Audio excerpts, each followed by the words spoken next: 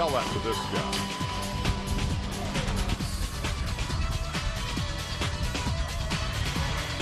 There are, by the way, reasons not to linger where you fall. And fall they do. They fall with predictable and painful regularity. But they keep picking themselves up and trying again. Next time, I'll get it right. Next time, I won't fall. It's man against gravity, and the struggle continues right after this. Welcome back to Boulter, Texas, where this inaugural gathering of two-wheeled masochists is down to crunch time.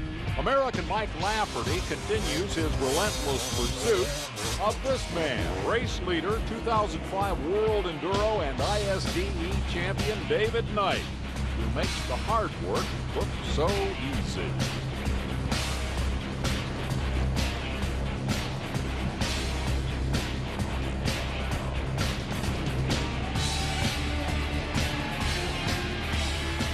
In contrast, Brian Vaughn tries desperately to hold on to 25th place, last possible qualifying spot for the two-lap night race, and he could not afford that.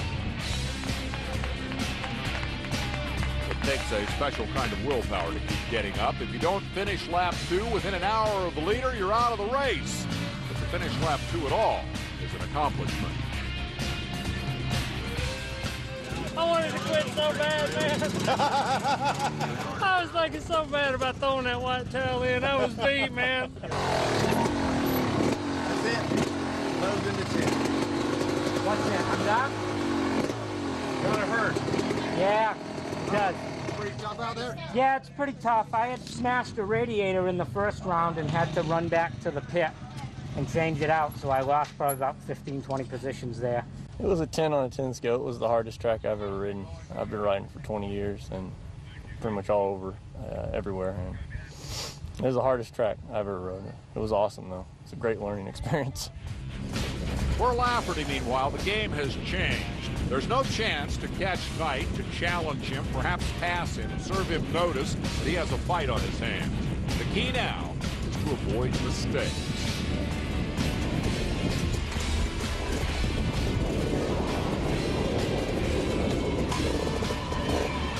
Lafferty and everyone else will have another chance under cover of darkness.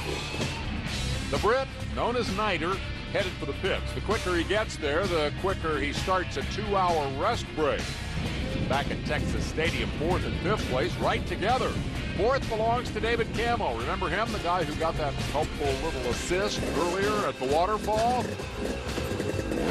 Time lost now is of no consequence. The handful who make it to halfway will start the night race dead even.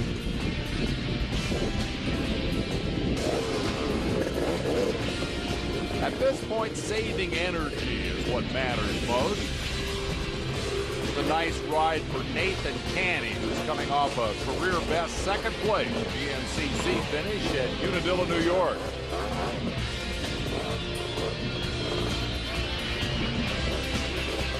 And remember that hard fall that Billy Russell took his first trip through Texas Stadium? Well, let's replace that with a better memory and note that Billy is safely qualified for the 2 nighttime laps and a chance to be the last man standing. So, what does the world champ and race leader think of his visit to Texas so far? It's not so hard as them, but, you know, 2 laps of that then was real long. And it's real humid feeling, you know.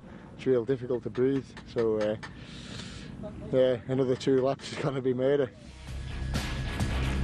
And his challenger, Lafferty, sums it up this way. Wow.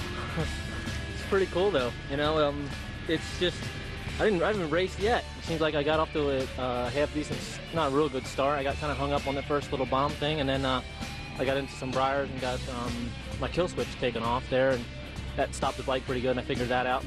And once I got that put back together, and then I had to race to the front, wasn't sure exactly where I was. And then once I knew I was in second, I just kind of cruised, and I haven't done anything since. I just kind of been plugging along and staying out of trouble, trying to just conserve my energy and just kind of plug along. So it's kind of a hard thing just to sit back and not race yet. The Florida teenager, Justin Williamson, echoes that strategy. The first 2 laps definitely are a little more laid back. We're just trying to survive out there. It's going to be like, what, 10 hours of racing out there. This next night loop here, definitely we're going to pick up the speed, and then that last loop will be where we're going to try to really crank it up. Hard fact, only 18 riders stayed within their hour. What if no one is left standing? The word that I got was that the course is just so long and so brutal that it just wears on them, and they're physically getting beat, and that 2 more laps, they didn't know if anybody would finish 2 more complete laps. We'll be back to see what awaits these 18 survivors.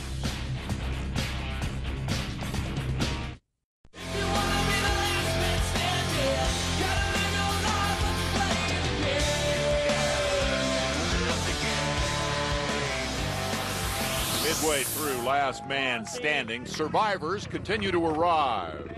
Shut it off. Hey, you're number 12 overall. We're going to cut out Bill's Woods for the night loops, okay? So that'll save 45 minutes to an hour. How long we got? And, you got at least an hour to get yourself ready. So get you something to eat, drink. You made a hell of a comeback, man. You all right from that flip on Joshua Tree? All right. Steve Levian has reason to look beat and beat up. Ouch. And that's only going to hurt worse after an hour or so of rest. The length of each rider's break determined by how far behind he was. Individual priorities during the downtime vary somewhat. The physical needs come second to those of the bikes, all of which now get a set of lights, not your off-road norm. Caleb, I've got some good news and I have some bad news. Well, the good news is you're number 18 and you're going to be running again. Right. The bad news is you're number 18 and you're going to be running again. Yeah. I know what you mean, man. It's I'm dying out there. That was something else. I think I can make it, but I don't know. I'm pretty beat right now. How much experience have you had running with lights? See here. Monday night, about 30 minutes. Yep, that's about that much.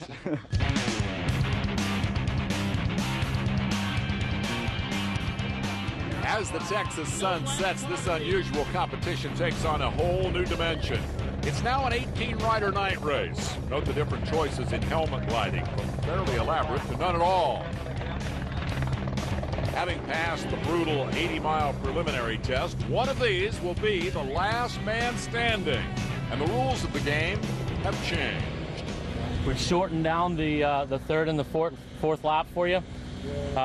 What you're going to do down here at the bottom of the creek, just like you did this morning, where you turned right and went up to the bomb area.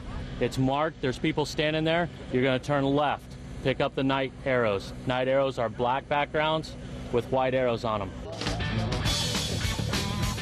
In this last moment of pre-race calm, there is a certain camaraderie, a feeling of shared accomplishment. But once those engines start, it will be dog eat dog.